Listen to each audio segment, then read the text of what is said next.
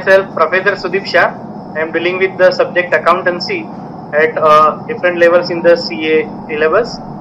मेरे साथ मेरे कलीग भी आज इस टॉक शो में शामिल है.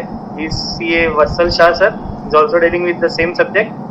चार्टर्ड अकाउंटेंसी की इस जर्नी में अकाउंट्स को इग्नोर तो कोई नहीं कर सकता और अकाउंट्स का पहला पेपर किस तरह से अच्छे मार्क्स के साथ क्लियर किया जाए इस पे हम आज डिस्कशन करेंगे. फ्रेंड्स, ये ऐसा एक पेपर है जहाँ पे आप जितने मैक्सिमम मार्क्स स्कोर करोगे उतने आपका एग्रीगेट आगे बढ़ सकता है और वो एग्रीगेट ही आपके बाकी के टोटल को ऊपर ले जा सकता है. इसके लिए हम अपने व्यू शेयर करेंगे. मेरे साथ वत्सल सर है. He is also expertise in the AS and Ind AS and also dealing with the foundation company accounts. So Vatsal sir, please. Hello friends, I am CA Vatsal Shah. Welcome to Naukar Institute. I am dealing with the subject of accountancy at CA Foundation, accounting standards at CA Intermediate and the Indian accounting standard Ind AS at CA Final. Friends, आज ये talk show का हमारा main agenda है.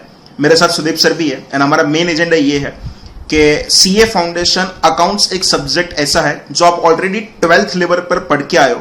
उसमें no doubt difficulty level थोड़ा ज्यादा है compare to your 12th standard, पर उसमें कितना मैक्सिमम स्कोर आप यहां पे ला सकते हो. CA फाउंडेशन अकाउंट्स में जितना स्कोर आपका अच्छा है वही आपको आपके एग्रीगेट करने के लिए भी हेल्प करने वाला है. तो आज हम यहाँ पे ये डिस्कस करने वाले हैं कि CA फाउंडेशन का अकाउंट्स का सब्जेक्ट प्रिपेयर कैसे करना है एंड वहां पे हम कितना मैक्सिमम स्कोर कर सकते हैं. टॉक शो हम स्टार्ट करें. सबसे first I want to ask one question to Sudeep sir कि CA फाउंडेशन जो ICAI का जो अकाउंट्स की जो पेपर स्टाइल होती है वो पेपर स्टाइल कितने मार्क्स का जो होता है, उसमें से कौन से चैप्टर वो लोग हाईएस्ट पूछते हैं, उनका सीक्वेंस कौन सा रहता है, कि ऐसा कुछ डिसाइडेड है कि लाइक क्वेश्चन नंबर 3 तो यही चैप्टर का होगा. तो स्टूडेंट्स अगर पहले से ही अगर प्रिपेयर करके जाए कि अगर आप ऐसा बोलते हो कि क्वेश्चन नंबर 3 कंसाइनमेंट का है एंड अगर स्टूडेंट्स को अगर कंसाइनमेंट चैप्टर प्रॉपर आता है तो डायरेक्टली वहां पे जाके क्वेश्चन नंबर 3 से ही स्टार्ट करें. तो ऐसा कोई पेपर स्टाइल इन लोगों का फिक्स है? Can you guide about that? Yes sir, normally हमारे सभी बच्चों का 11th 12th में पढ़ते हैं तब पेपर स्कीम क्या होती है वो जानने में वो ज्यादा इंटरेस्टेड होते हैं. ICAI की पेपर स्कीम कोई एक fix that is not tailor made, but yes सालों के तजुर्बे के बाद मैं इतना कह सकता हूँ कि किस तरह से normally questions are likely to be there. Normally 5 questions लिखने होते हैं ईच ऑफ 20 मार्क्स और जो क्वेश्चन 1 है वो कंपलसरी होता है. इसका मतलब ये हुआ कि आप कोई भी टॉपिक को इग्नोर नहीं कर सकते, आप कोई भी टॉपिक को स्किप नहीं कर सकते, क्योंकि वो जो स्किप किया हुआ टॉपिक है वही कंपलसरी में आ सकता है. ऐसा कहा जाता है कि एग्जाम के रिश्ते भी अजीब होते हैं, सबके अपने अपने नसीब होते हैं. जो चैप्टर रहते निगाहों से दूर उसमें से ही क्वेश्चन कंपलसरी होते हैं. तो फ्रेंड्स, आप इग्नोर तो कोई नहीं कर सकते, पर यस पैटर्न कुछ इस तरह से होता है. क्वेश्चन 1 जो होता है फ्रेंड्स वो थ्योरी बेस्ड होता है और वो कंपलसरी होता है ऑफ 20 मार्क्स. इसमें चैप्टर 1 और चैप्टर 2 से थ्योरी पूछी जाती है. चैप्टर 1 का नाम ही थियोरेटिकल फ्रेमवर्क है और चैप्टर 2 इज अकाउंटिंग प्रोसेस जो आपको 11th में पढ़ाया जाता है. As the syllabus is CA foundation, तो आपका फाउंडेशन कितना मजबूत है वो चेक किया जाता है इन क्वेश्चन 1. इसमें 12 मार्क के ट्रू एंड फॉल्स होते हैं जो ज्यादातर चैप्टर 1 और 2 में से होते हैं और उसके अलावा 8 मार्क के शॉर्ट नोट्स पूछे जाते हैं जो इनवेरिएबली चैप्टर 1 से आ सकते हैं, ऐसा हम कह सकते हैं. चैप्टर 2 और चैप्टर 1 का कॉम्बिनेशन बना के क्वेश्चन 1 बनता है. अगर हम बात करें क्वेश्चन 2 की तो वो आपके 11th 12th के चैप्टर्स होंगे. Normally depreciation, BRS, rectification of error, इसमें से ज्यादातर क्वेश्चंस पूछे जाते हैं इन क्वेश्चन नंबर 2. पर सर डिफिकल्टी लेवल थोड़ा ज्यादा होगा ना? हाँ, डिफिकल्टी लेवल ज्यादा है. आप रेक्टिफिकेशन ऑफ एरर देखोगे तो आपको पता चलेगा कि शायद हमने स्कूल में बहुत एरर की है इसलिए हमारा रेक्टिफिकेशन ऑफ एरर इतना मजबूत नहीं है. वरना ये 11th लेवल का काफी एक्सटेंडेड वर्जन होता है in the ICAI examination. Question 3 जो रहता है वो आपका जो चैप्टर है अकाउंटिंग फॉर स्पेशल ट्रांजैक्शंस, जैसे कंसाइनमेंट अकाउंट हो गया, सेल और रिटर्न बेसिस के चैप्टर्स में से हो गया या फिर बिल्स ऑफ एक्सचेंज हो गया. इसमें से ज्यादातर क्वेश्चन 3 पूछा जाता है. क्वेश्चन 4 पार्टनरशिप अकाउंट से आता है. यस 20 मार्क का सवाल जो आपने शायद 12th में भी पढ़ा है, पार्टनरशिप अकाउंट्स, उसका थोड़ा एक्सटेंडेड वर्जन है. उस पर JLP रिलेटेड ज्यादातर क्वेश्चंस पूछे जाते हैं. Question 5 yes this is from company accounts और वो कंपनी अकाउंट्स को प्रो रेटा बेसिस पे कैलकुलेशन के ज्यादातर सम आ सकते हैं। और उसके अलावा क्वेश्चन नंबर 6 जो आपको 5 में से 4 लिखने हैं, उसमें NPO, inventories, final accounts of proprietorship, ये सब में से क्वेश्चन आते हैं। अगर आपका माइंडसेट रेडी होगा तो आप एग्जाम में इजीली वो क्लियर कर पाओगे, क्योंकि कहा जाता है a person who fails to plan is always plan to fail. तो आपने पहले से प्लान किया होगा, तब जब आपके सामने क्वेश्चन पेपर आएगा तब आपको सरप्राइज नहीं होगा कि ये कहाँ से आ गया, ये कौन से टॉपिक से आ गया, हमें तो पता ही नहीं है कि कौन सा चैप्टर है, ऐसा ना हो जाए। इसके लिए ये समझना बहुत जरूरी है। तो ये नॉर्मली पैटर्न रहती है 1 से लेके 6 सवाल, जिसमें क्वेश्चन 1 कंपलसरी हो और बाकी के 5 में से आपको 4 लिखने रहते हैं। तो ये हो गया पेपर स्कीम की बात। पर फ्रेंड्स, सबसे अहम बात वो होती है कि पेपर खत्म नहीं होता है। सबसे पेपर स्कीम तो पता चल गई, पर आप देखो ना तो घड़ी की सुई आगे बढ़ती रहती है और बच्चे को पता चलता है कि अभी तो मैं 4th क्वेश्चन पे हूँ और अभी भी मुझे पूरा एक क्वेश्चन लिखना बाकी है। तो ये कैसे रफ्तार मेंटेन की जाए? और जब जब रफ्तार की बात आती है तब नवकार इंस्टीट्यूट के सभी को पता है कि रफ्तार और वत्सल सर इज अ सिनोनिम्स। तो वो रफ्तार कैसे मेंटेन की जाए? अभी तो समर के दिनों में ऐसा कहा जाता है कि अगर आप कच्ची आम का पूरा बॉक्स वत्सल सर के हाथ में रख दो तो 5 मिनट में गेट रिप्ड, मतलब वो पक्का हो जाए, इतनी रफ्तार से वो आगे बढ़ते। तो Vatsal sir, please share your thoughts. Yes exam में पेपर किस तरह से कंप्लीट किया जाए in time, please sir. Yes sir. ये एक्चुअली क्वेश्चन बहुत सारे स्टूडेंट्स का भी होता है कि सर अकाउंट्स में आता सब कुछ है पर अब इस पर्टिकुलर पेपर को टाइम पर फिनिश नहीं कर पाते। फ्रेंड्स, ये कोई रातों रात की बात नहीं है। इसके लिए आपको क्या करना पड़ेगा, जैसे ही आपका सीए फाउंडेशन का स्टडी स्टार्ट हो रहा है उसी मोमेंट से आपको वो पेपर फिनिश कैसे होगा ना, उसका भी प्लानिंग आज से करके रखना पड़े। और इसीलिए in Navkar we are taking various exams, like हम चैप्टर वाइज लेते हैं। ये एग्जाम लेने का मेन पर्पज यही है। मेन एक्चुअली 2 पर्पस वो सर्व करता है। फर्स्ट, हमको ये चेकआउट करना है कि आपने जो क्लास में पढ़ा वो आपको आता है, एंड सेकेंड कि वो जितना भी आता है वो उसको प्रॉपर प्रिस्क्राइब टाइम में उसको फिनिश कर पाते हो कि नहीं कर पाते हो। और इसीलिए जितने भी 50 मार्क्स के एग्जाम होते हैं ना, हम क्लास में आपको बहुत बार बोलते हैं ऑफिशियली हमको टाइम देना पड़े 1.5 आवर का, पर इट्स योर ड्यूटी कि उसको कंप्लीट कर दो 1 hour and 15 मिनट्स में।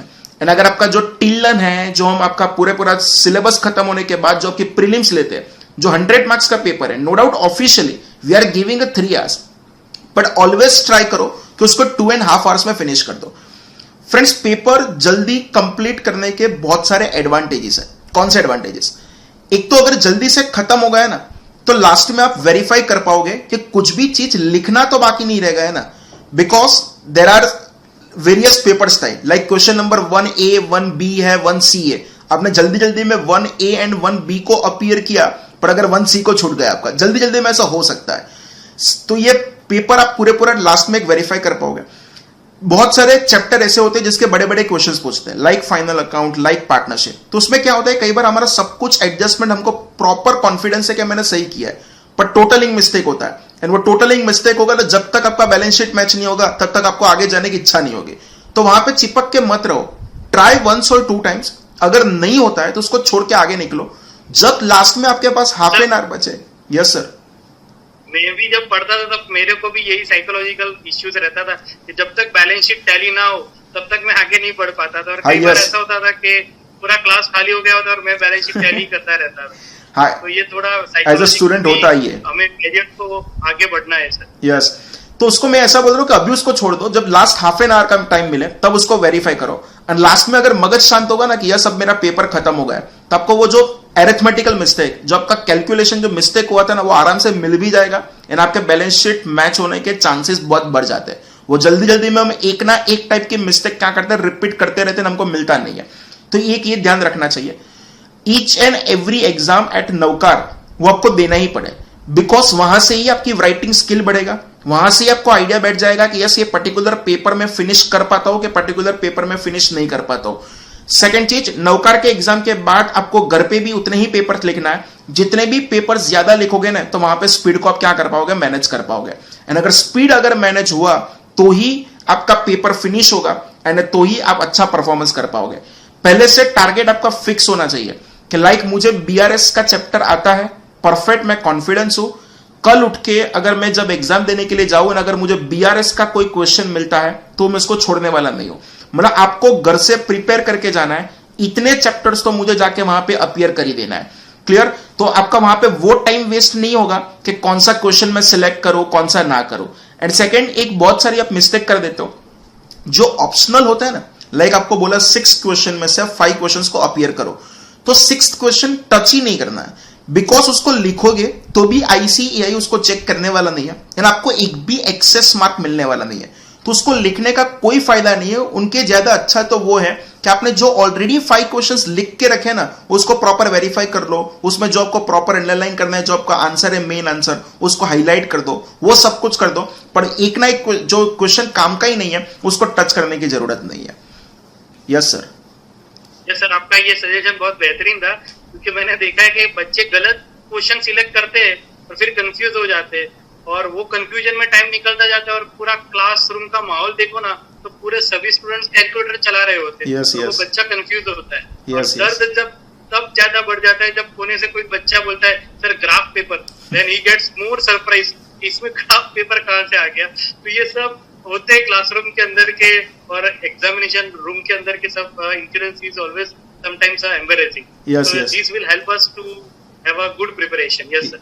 अच्छा, मैं एक सुदीप सर को एक क्वेश्चन पूछना चाहता हूँ। बहुत सारे स्टूडेंट्स हमको ये पूछते हैं कि सर सिलेबस बहुत लेंथी है, तो कौन से चैप्टर्स ऐसे हैं, no doubt it may be possible कि वो चैप्टर इजी हो कि डिफिकल्ट हो, पर मुझे इतना पता चले कि जो चैप्टर का वेटेज ज्यादा है ना उस पर हमको फोकस करना चाहिए।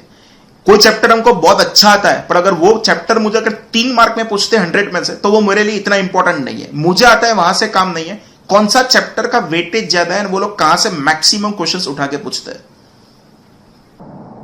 यस सर, मेरा जो टीचिंग एक्सपीरियंस रहा है उसमें मैं ये कह सकता हूँ कि आप सिर्फ ये 5 टॉपिक करके अच्छे से जाओ, you can easily score 50 marks out of this 5 topics only. I am sure 50 mark इस 5 टॉपिक से आएंगे। सबसे पहला होता है company accounts, number 2 is partnership accounts, number 3 is NPO। आपको फ्रेंड्स कोई भी टॉपिक को स्किप नहीं करना। आप ऐसा समझो कि NPO को मैं स्किप कर दूंगा और ऑप्शन में छोड़ दूंगा, इट इज नॉट नेसेसरी कि वो हो जाए। आपको BRS आता हो तो उसके साथ में NPO वो पूछ सकते हैं, तो आपको ये भी लर्न करना है। कंसाइनमेंट अकाउंट्स और थ्योरी पार्ट, अगर इस 5 को आप मजबूत इसे कर रहे हो ना फ्रेंड्स, तो इसमें से 50 मार्क्स 40 से लेके अगर मैं एक्सट्रीम साइड जाऊं तो 60 मार्क्स के इसमें से आते हैं। वेरी सिंपल रीजन, 15 मार्क का पार्टनरशिप ले लो, 15 मार्क का कंपनी अकाउंट्स ले लो, 15 मार्क का NPO ले लो, तो 45 मार्क्स तो यहाँ आ गए। थ्योरी का 20 मार्क हो गया।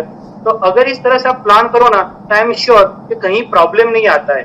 पर बच्चे क्या करते हैं कि जो टॉपिक उनको नहीं आता है वो स्किप कर लेते हैं, और ऐसा नहीं होना चाहिए। जैसे कि कंपनी अकाउंट्स, वो बच्चे डरे रहते हैं कि company accounts is very high level topic और मुझे नहीं आता है। और sir as you are dealing in company accounts, वो टिप्स दीजिए जिससे कंपनी अकाउंट्स के डर को निकाल दिया जाए। यस फ्रेंड्स, एक्चुअली है ना, मुझे पता चले वहां तक कंपनी अकाउंट्स में मेन एक शेयर इश्यू, डिबेंचर इश्यू, वहां पे आपको कोई प्रॉब्लम नहीं है। As I think main problem आपका जो है ना वो एक कहां पे, एक आपका प्रो रेटा अलॉटमेंट, एंड दूसरा जो आपका प्रॉब्लम आता है वो कहां पे आता है, तो शेयर के फोरफीचर वाले में। इसका मेन प्रॉब्लम ये है कि आज तक की मैं एजुकेशन सिस्टम के अगेंस्ट कुछ नहीं बोल रहा हूं, पर फ्रेंड्स आपके जो रट्टा मारने की आदत है ना, वो रट्टा मारने की आदत छोड़ दो। ये 2 टॉपिक ऐसे हैं जहां पे हम कोई प्रॉपर स्टेप वाइज नहीं जा सकते। यहां पे वो लोग कहने से कुछ भी करके सब में थोड़ा थोड़ा मॉडिफाई कर देंगे, एंड आपको कहने से क्वेश्चंस को डिफिकल्ट कर सकते हैं। तो ट्राई टू अंडरस्टैंड कॉन्सेप्ट। अगर आपने प्रॉपर कंसेप्ट अगर देखा है तो आई थिंक आप कोई भी क्वेश्चंस अटेंड कर पाओगे। एंड इसीलिए आपको हर एक चीज के क्वेश्चन, हर एक चीज के कंसेप्ट पहले से समझ लो। आप अगर कोई पर्टिकुलर टॉपिक में 50 सम दिए ना, तो आपको 50 करने की जरूरत ही नहीं है। मुझे पूछो तो अगर आपको कंसेप्ट आता है तो उसके हाई लेवल वाले 5 सम भी कर दिए तो वहां पे हो जाएगा। एंड इसलिए हम क्लास में ये भी बोलते हैं एवरी सम्स का आप ABC ग्रेडिंग करके रखो, वो लास्ट मोमेंट के लिए बहुत काम का है। लाइक मैं अगर आपको कंपनी अकाउंट्स की बात करूं तो हमारे नौकार के मटेरियल में मोर देन 40 सम्स है।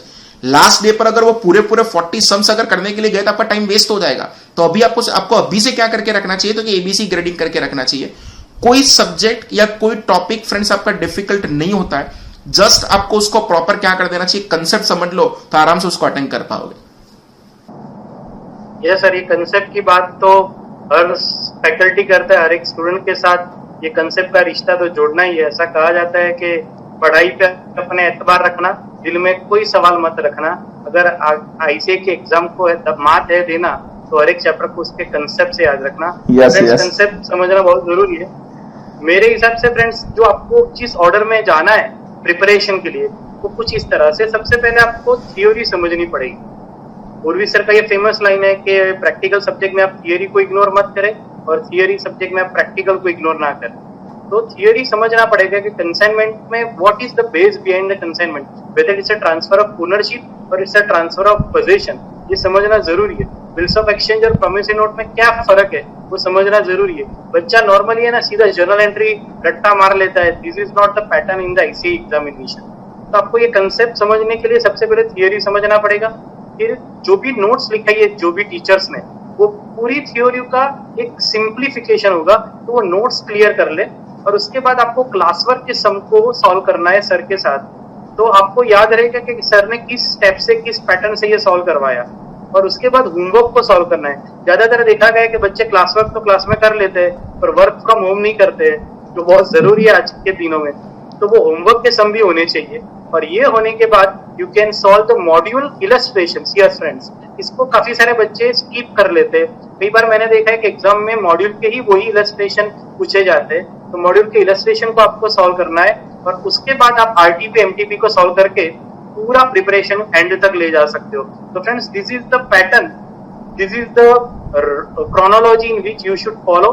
नंबर 1 थ्योरी समझ लो, नंबर 2 उसकी नोट्स पढ़ लो, number 3 class work, number 4 homework, number 5 ICI के हर एक कोने कोने में जाके इलस्ट्रेशन को सॉल्व कर लो एंड आरटीपी एमटीपी सॉल्व कर लो, तो शायद कुछ बचेगा नहीं जो आपको 100 मार्क्स के दूर ले जाए और आप इजीली स्कोर कर सकते हो 100 मार्क्स।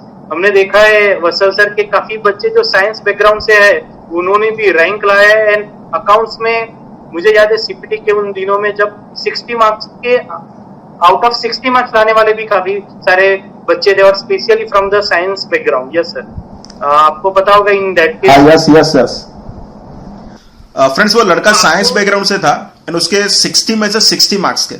तो मैं आपको ये बोलना चाहता हूं कि उसके 11th-12th में उन्होंने कॉमर्स किया, अकाउंट्स ऐसा कोई वर्ड सुना ही नहीं था एंड उस टाइम सीपीटी था। मतलब मार्च में आपको एग्जाम देना है 12th की एंड उसके बाद आपको एग्जाम सीपीटी का अपीयर करना है in the month of June. 2.5 months में उन्होंने पूरा अकाउंट्स सब हर एक सब्जेक्ट को प्रिपेयर करके उसका स्कोर भी अच्छा था एंड अकाउंट्स में मुझे एग्जैक्ट याद है उसके पूरे मार्क्स से 60 में से 60। तो फ्रेंड्स, अगर कोई भी चीज को कंसेप्ट से समझ लो, कोई भी चीज की अगर प्रॉपर राइटिंग प्रैक्टिस कर लो तो आप भी अच्छा स्कोर कर सकते हो, उसमें कोई डाउट ही नहीं है। यस सर, इसीलिए कहा जाता है कि winners don't do the different things, they do the things differently.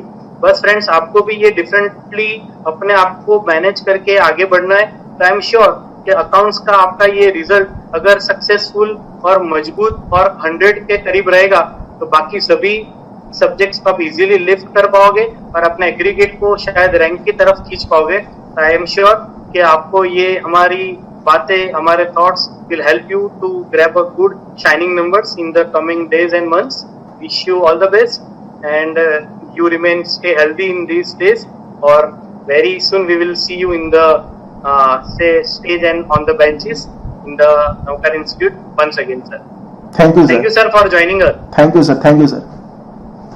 Okay, we conclude our meet over here. Thank you.